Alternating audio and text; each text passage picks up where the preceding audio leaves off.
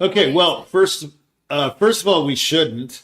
Second of all, this is the really fast version. It doesn't do any good. And third of all, some people don't like it when you're always Okay. going, Okay.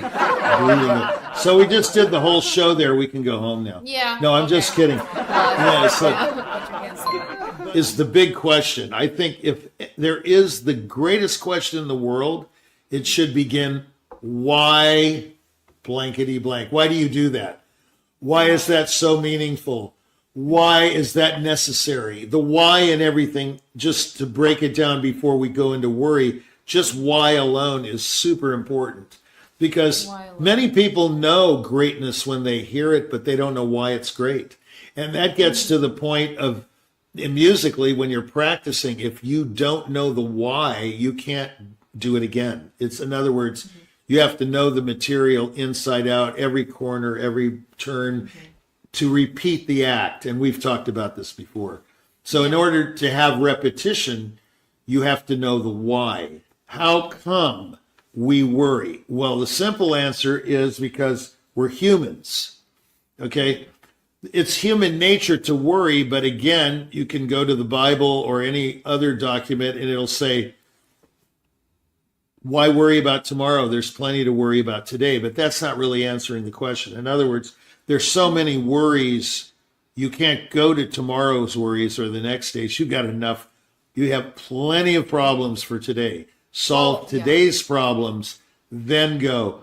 But again, that doesn't answer why. Why do we worry? Right. Why? The real answer is because we don't have any answers. Okay. So if we had the answer to something, you would never worry. You know, for example, a passage. You know how these people walk out on stage and they go, oh my gosh, I'm about to play this concerto. I don't know if I'm going to remember any note of it. Or an actor goes on stage to do the producers or something, or, you know, Jersey Boys, and they go, what's my first line? They're obviously worrying. So worry comes from, again, what doubt comes from, and that is insecurity. You know, you see a snake, you know, he's going, at you. I do good snake imitation. My best snake imitation is, I like that one. That's with the, the forked tongue. And, thank you. I think the people like that. Thank you. Names. Actually, Someone at else's my age, perception. no. At my age, I'm beyond worry and doubt. I'm in cognitive decline. Yep. Yeah. So, you're born, you're a baby, you come out, he's insecure, she's insecure already, she's crying, I mean, it's just like there, insecurity is beyond reproach. It's just, people say, well, I'm not insecure at all, And I go, really? Of course, everybody's insecure. If we weren't insecure, we wouldn't be talking the way we do. But on the other hand, some of us are more self-effacing than others. So they'll go, well, I'm at the top of my game, And when that person lifts their nose into the air, there's a problem. Yeah. Okay. My idea of the show is to conquer give the listener a predicament and some sort of antidote to get out of it. In other words, through the eyes of a pianist, musician, manager. Here's an interesting idea to conquer this worry or fear. At the beginning of Ondine and at the beginning of the Revel Sonatine, one should think that the music has already been going. That's how I think of it.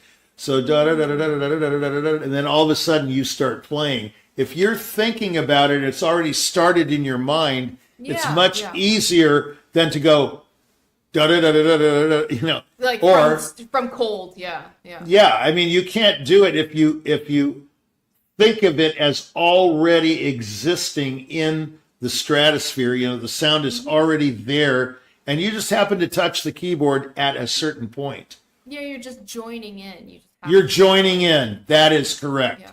Yeah. That's my idea of a lot of things. Now, you wouldn't think That's that a way. great tip. That's a great tip, by the way. Well, I thanks. think a lot of musicians, not just pianists, but also singers, should keep that in mind. It's you're not just starting cold. If you just re-examine and recontextualize how you're coming in with your very first note, your very first breath. There's so much pressure if you're thinking of it as, this is my first breath. I'm going to start the song now. I'm going to start singing now. But if you think of it as, I'm joining in on something that's larger than you, that's already going, you're just going along with the motions that already exist, it's a lot easier to get. There's no real profit or gain from worrying. When you think about it, it's a losing situation. It's not a gaining. You're losing confidence when you worry. You're fearing more and more. If you want to do something right, do it yourself. And that was his motto throughout his whole life. He did it himself. So therefore, he minimized his worries because he was the only one he had to answer to. He did everything himself. He never had a computer. He did everything with pen and paper. Right to his death to 2 months ago. Salesman matters here. It's the conduit that has to be sold, the passageway. And the passageway through a sale is the salesman or woman. So if they like the salesperson, they're probably going to like the product. And that's a big worry, and that's it. So worry doesn't do any good there or anywhere for that matter. Right. This is to me the most obvious thing. It is highly offensive. And that's because it is. Because when you worry, you get into self-degradation oftentimes. And people are not attracted to self-degradation. They're attracted to strength. They're attracted to people who are confident. Like we talked previously, you may not be confident, but you have to exude confidence. Okay, so whenever you exude worry, like you get, it's worried, I don't know, you're worried that you're not using the right finger for the passage to make the right sound correct. He goes, that's it. I want to make the right sound. And I said, don't finger it according to what's economical. Finger it according to the kind of sound you want to make, like the beginning of Ondine. Okay, some people try 4/5. On the G sharp and A. No, you should use 3/5, but you should phrase away from the A because that's the atonal fragment to the C sharp major chord. So you want it da da da dum. No, da da da da dum. Wrong. Da da da da da dum. You want to always go to the chord. Don't, I might do it. I'm going to work at it. I'm going to really try. No, there's no trying in baseball. You either catch the ball and throw it to the first baseman, or you do not. It gets by you. It goes through your legs. You drop the ball, and the baseman gets to first base. So there's no trying. You've got to do it. Just do it. Don't worry. Worry keeps you from doing it. You see? It's a non-motivator, whereas doubt is highly motivating. It's highly motivating. Yeah.